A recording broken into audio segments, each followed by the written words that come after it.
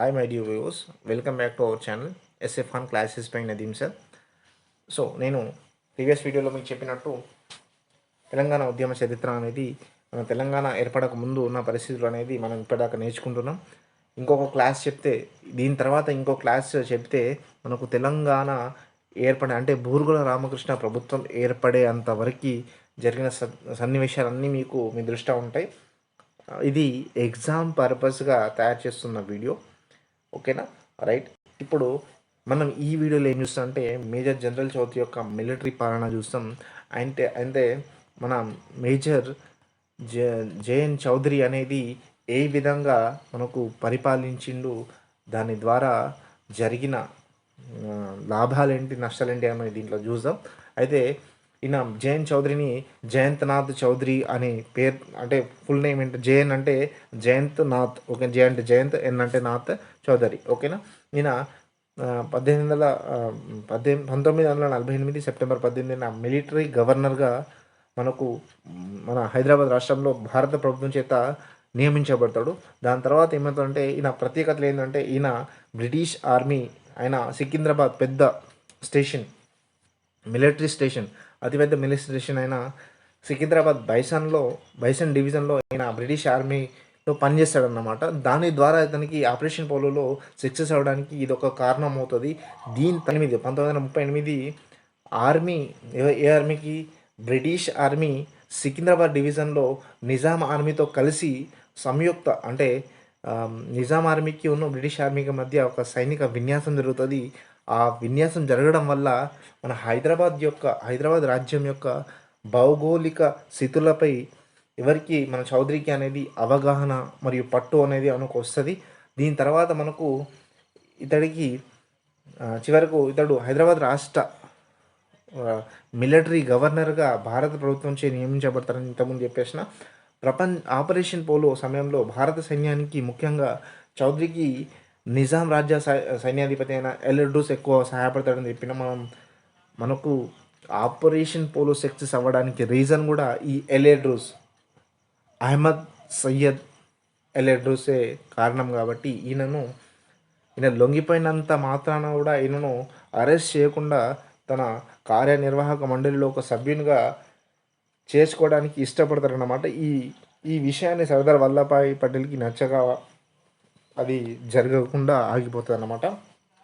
Next చూసుకుంటే military governor యొక్క కార్యనిర్వాహక మండలి అనేది సెప్టెంబర్ 24, 1948 నుంచి డిసెంబర్ 31, 1949 వరకు ఒక సంస్కరణలు ఏర్పాటు చేసుకొని మిలిటరీ పాలన అనేది నడిపిస్తారు. ఇందులో సభ్యులు ఇక్కడ చూసుకుంటే చాలామంది సభ్యులు ఉంటారు. దాంట్లో మిలిటరీ గవర్నర్గా జేఎన్ చౌదరి, చీఫ్ సివిల్ అడ్మినిస్ట్రేటర్గా DS Bakhle, additional chief civil అడ్మినిస్ట్రేటర్గా డిఆర్ ప్రధాన్ ఐసిఎస్.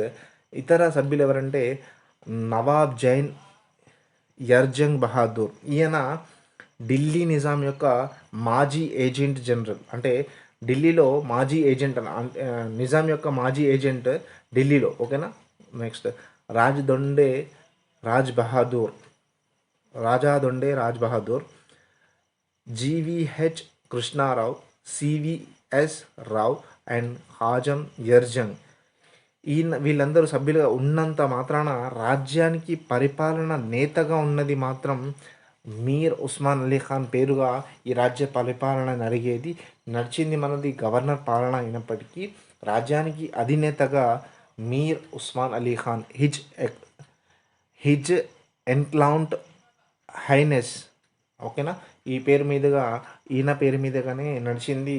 అయితే 1950 జనవరి 26 మన మీర్ ఉస్మాన్ అలీ ఖాన్ని రాజ్ ప్రముఖ్గా నియమించి మన జేఎన్ చౌదరి, అంటే భారత ప్రభుత్వం ద్వారా ఆర్డర్స్ వస్తాయన్నమాట. రాజప్రముఖ్గా మన 1950 జనవరి 26 రాజప్రముఖ్గా ఈ పదవి బాధ్యతలు ఇవ్వనని మన భారత ప్రభుత్వం జేఎన్ చౌదరికి సూచనలు ఇవ్వడం ద్వారా ఆయన ప్రముఖ్గా అవుతారన్నమాట. నెక్స్ట్ దాని తర్వాత జేఎన్ చౌదరి ఇక్కడ నుంచి సంస్కరణలు అని చెప్పాను కదా, ఆ సంస్కరణలో మొదటి సంస్కరణ అనేది చాలా ఇంపార్టెంట్ ఉంటుంది అన్నమాట దానికి. అది ఎప్పటి నుంచి స్టార్ట్ అయినాయి అంటే ఈయన సంస్కరణకు 1949 ఫిబ్రవరి 6 నుంచి మనకు ఈయన చేసిన సంస్కరణలు అనేది ప్రారంభమవుతాయి అన్నమాట. ఇందులో భాగంగా చూసుకుంటే నిజాం యొక్క సొంత ఆస్తిగా భావించే సర్ఫే ఖాస్ మరియు కరెన్సీ అయిన హోలీ సిక్కాను రద్దు చేసి మరియు రద్దు చేయబడతాయి అన్నమాట ఈ రెండు కూడా. ఎందుకంటే సర్ఫే కాస్ట్ అనేది ప్రభుత్వ భూములు ఎక్కువ కలిగి ఉన్న దాన్ని మనం సర్ఫే కాస్ట్ అంటాం. ఓకేనా. కరెన్సీ అయిన హోలీ సిక్కా అంటే కరెన్సీ అక్కడ నడిచే కరెన్సీని మనం హోలీ సిక్కా అన్నాం కాబట్టి ఆ హోలీ సిక్కా కూడా రద్దు చేయబడింది. ఇంకోటి ఏమైందంటే హైదరాబాద్ రాష్ట్రంలో గవర్నమెంట్ ఆఫీసులలో మనకు శుక్రవారం సెలవుగా ఉండేది. దానికి బదులుగా ఆదివారం సెలవుగా చేసుకుని మనం అంటే పరిపాలన అనేది కొనసాగింది. గవర్నర్ పాలన అనేది మనకు కొనసాగింది. అయితే ఇంకోటి ఏంటంటే ఇక్కడ చూడండి, సర్వే గారు నిజాంకు చెందిన సర్వే ఖాస్ భూములను, ఓకేనా, దానికి భారత ప్రభుత్వం స్వాధీనపరుచుకొని నష్టపరిహారంగా 3 కోట్ల రూపాయలు 3 కోట్ల రూపాయలు చెల్లించింది. అంతేకాకుండా ప్రభుత్వం హైదరాబాద్ రాష్ట్రంలో ఉన్న జాగీర్దారీ వ్యవస్థను రద్దు చేయడం వల్ల పెద్ద మొత్తంలో ఉన్న భూములన్నిటి ప్రభుత్వ ఆధీనంలోకి రావడం, దాని ద్వారా హైదరాబాద్ రాజ్యంలో అంటే హైదరాబాద్ నగరాన్ని ఎక్కువ ప్రభుత్వ భూములున్న నగరంగా ప్రసిద్ధి కూడా చెందింది. నెక్స్ట్ ఏం చేస్తుందంటే దీని తర్వాత ఫసలి తారీఖులు. ఇప్పుడు ఇదంతా ఏంటంటే మన మేజర్ జైన్ చౌదరి గారు చేసిన కొన్ని మంచి అన్నమాట, మనకు మంచి చేసిందన్నమాట. ఏమేమి రద్దు చేసిందంటే మనకు సర్ఫే ఖాస్ భూములను విడుదల చేయించిండు, జాగీర్దార్ వ్యవస్థను రద్దు చేసిండు, నెక్స్ట్ హోలీ సిక్కాను కూడా రద్దు చేసిండు, తర్వాత మన ఇక్కడ క్యాలెండర్ని కూడా రద్దు చేస్తాడు. ఫసలి తారీఖులు కలిగిన క్యాలెండర్ ఒకటి ఉంటుంది. అది ఎప్పటి నుంచి స్టార్ట్ అవుతుంది అంటే 1946 అక్టోబర్ నుంచి మనకు స్టార్ట్ అవుతుంది. అది స్టార్టింగ్ ఇయర్ ఏంటంటే 1356 ఫసలి సంవత్సరం అని ప్రారంభమవుతుంది. ఆనాటి నుంచి ఫసలి నెలలు రోజులు మనకు ఇక్కడ ఇవ్వబడ్డాయి. చూడండి, దీన్ని స్క్రీన్ షాట్ చేసి పెట్టుకొని చదవండి, ఓకేనా. నెక్స్ట్ చూసుకుంటే దీనికి బదులుగా మన ఇంగ్లీష్ నెలలను వాడుకలోకి తీసుకొచ్చారన్నమాట. నెక్స్ట్ చూసుకుంటే మన విద్యారంగానికి మరియు పురాతత్వ శాస్త్ర రంగానికి ఈయన జయంత్ చౌదరి కొంచెం మంచి ప్రయారిటీ ఇచ్చి అక్కడ కొంచెం మంచి పన్నులను అంటే నిధులను మంచిగా విడుదల చేయడం వల్ల అజంతా ఎల్లోరా గుహల్లో ఉన్న శిల్పాలను పరిరక్షించిండ్రు. తర్వాత బీదర్ కోటను మరమ్మతు చేసి అసలు ప్రాచీన శరణను పునరుద్ధరణకై కొంచెం వరకు మనకు నిధులను విడుదల చేయడం వల్ల మనకు ఇప్పటిదాకా కూడా అవి కనబడుతున్నాయి అన్నమాట. నెక్స్ట్ అదేవిధంగా చూసుకుంటే ప్రజల వద్దకు పాలన అనే ఒక కార్యక్రమం, ఓకేనా, జయంత్ చౌదరి ద్వారా ఆయన ఏం చేస్తారు, ఎప్పుడైనా గ్రామాలకు వెళ్ళి ప్రజల్లో ఉన్న సమస్యలను అర్థం చేసుకొని వాళ్ళని పరిష్కరించి భారత ప్రభుత్వానికి ద్వారా కావాల్సిన సహాయాలన్నీ అందేయటం అన్నమాట. ఇంకోటి హైదరాబాద్ రాష్ట్రంలో ఉన్న భారత రాజ్యాంగ పరిషత్తు అంటే ఎంపీస్లను హైదరాబాద్ రాష్ట్రం నుంచి కూడా పంపించాడన్నమాట. దాని తర్వాత ఉర్దూ అనే భాష అధికారంలో ఉన్న అఫీషియల్ లాంగ్వేజ్ ఏంటంటే హైదరాబాద్ అఫీషియల్ లాంగ్వేజ్ ఉర్దూ అన్నమాట. ఆ ఉర్దూను రద్దు చేసి లోకల్ లాంగ్వేజ్ అండ్ ఇంగ్లీష్లో మాత్రమే మనకు పరిపాలన జరగాలని ప్రాంతీయ భాష మరియు ఇంగ్లీష్ భాషలో మొదలుపెట్టారన్నమాట. అంటే ఉర్దూ భాషను రద్దు చేసి, ఓకేనా. నెక్స్ట్ ఆ కాలంలోనే ఒక పౌర పరిపాలన శాఖ, ఓకేనా, సివిల్ అడ్మినిస్ట్రేటివ్ అని ఒక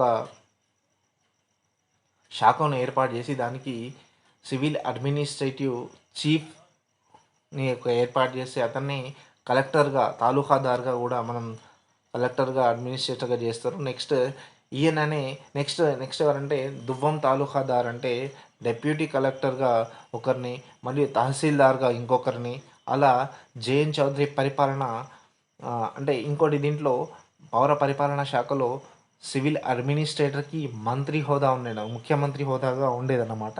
అయితే ఈయన 14 నెలల పాటు మనకు ఏం చేశారంటే పరిపాలన చేసిండు. ఈయన చేసిన మంచి ఏంటంటే మనకు సర్ఫే ఖాస్ భూములను తీసుకొని నెక్స్ట్ హోలీ సిక్కాను రద్దు చేసిండు, తర్వాత ఫసలి తారీఖులను రద్దు చేసిండు, నెక్స్ట్ ప్రజల వద్దకు పాలన అనేది తీసుకెళ్ళిండ్రు. నెక్స్ట్ భారతదేశ మన హైదరాబాద్ ఎంపీలను మన భారత ప్రభుత్వానికి సెలెక్ట్ చేసి పంపిండు.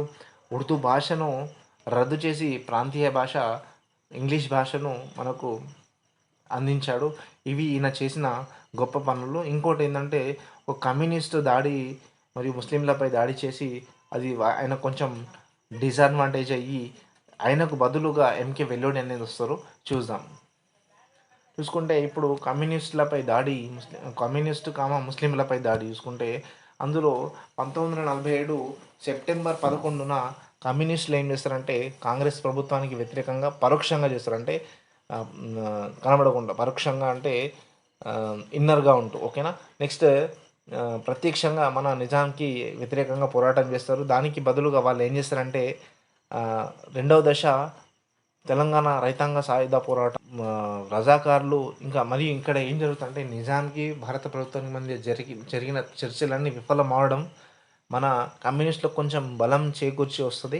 అయితే దీని ద్వారా వాళ్ళు గ్రామాల మీద పట్టణాల మీద పడడం వల్ల అక్కడ ఉన్న పెద్ద భూస్వాములు కానివ్వండి, దేశముఖులు కానివ్వండి, మన పట్టణాలు గ్రామాలని వదిలిపెట్టి పారిపోతారు. దాని తర్వాత మన కాంగ్రెస్ పరిపాలన వచ్చిందని అని మిలిటరీ పాలకులు వచ్చారని వాళ్ళ సహాయంతో మళ్ళీ గ్రామాల్లోకి ఎంటర్ అవుతారన్నమాట. తర్వాత తెలంగాణ పరిస్థితి అయితే ఇందులో అయితే చాలా వరకు తెలంగాణ ప్రజలే నష్టపోతారు. అయితే ఈ తరుణంలోనే మనకు ఆపరేషన్ పోలో వస్తుంది. ఆపరేషన్ పోలో రావడం మళ్ళీ దానికి బదులు జేఎన్ చౌదరి పాలన కూడా రావడం అనేది మనకు 1948 సెప్టెంబర్ నుంచి 49 డిసెంబర్ వరకు ఈ దాడులు అనేవి కంటిన్యూస్గా కమ్యూనిస్టులపై జరుగుతూనే ఉంటాయి.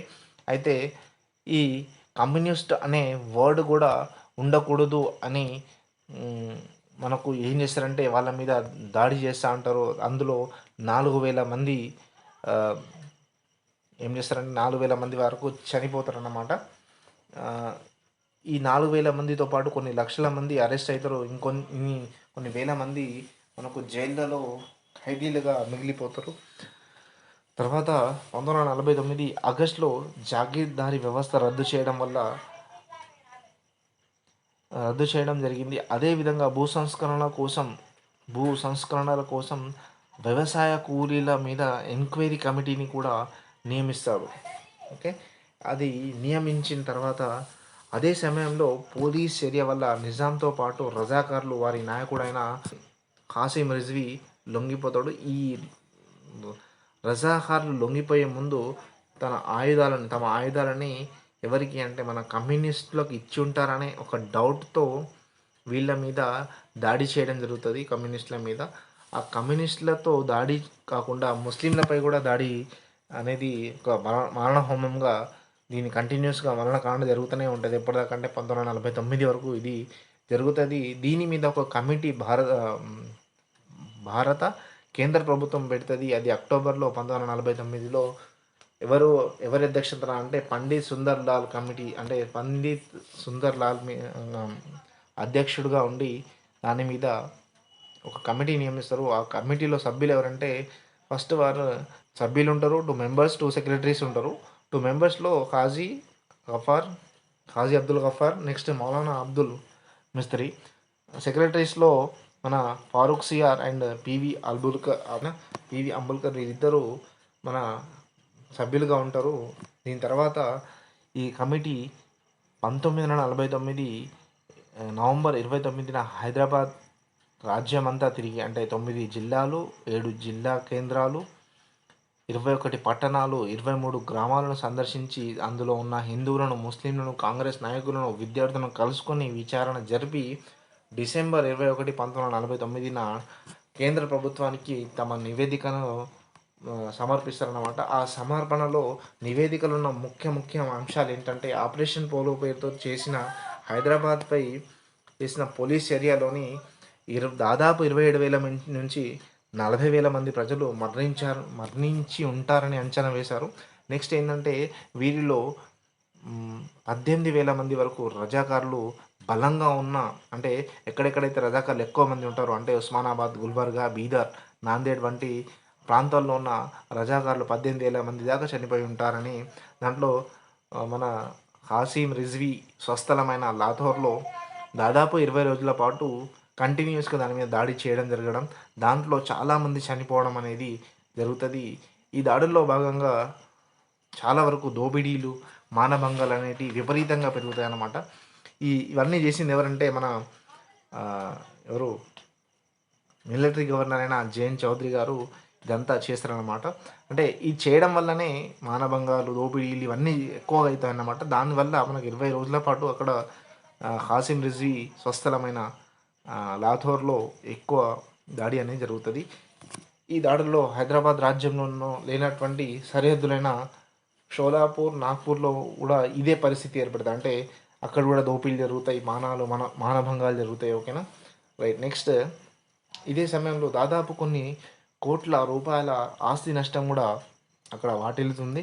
అక్కడ నుంచి కొంతమంది ముస్లిం కుటుంబాలకు హిందువులు అనేది అండగా నిలిచి ముస్లిం కుటుంబాలను కాపాడతారన్నమాట. దీని తర్వాత మనకు వచ్చింది, ఈ నివేదికను పరిశీలించిన కేంద్ర ప్రభుత్వం ఏం చేస్తుందంటే డిసెంబర్ 31, 1949లో జేఎన్ చౌదరిని తొలగించి అతని స్థానంలో కేరళకు చెందిన ఐఏఎస్ ఆఫీసర్ ఎన్కే వెల్లోడి నేతృత్వంలో ఈ పౌరపాలన ఏర్పాటు చేస్తుంది. కానీ ఈ నివేదికను ఇప్పటిదాకా ఎవరు కూడా బహిర్గతం చేయలేదు. ఎందుకు అంటే ఆ దాడుల తీవ్రస్థాయి ఎక్కువ ఉంటుందని దాని ద్వారా మనకు అర్థమవుతుంది. ప్రస్తుతం ఈ నివేదిక ఎక్కడుందంటే ఢిల్లీలోని నెహ్రూ మెమోరియల్ మ్యూజియంలో ఒక లైబ్రరీలో భద్రపరచబడి ఉన్నదన్నమాట.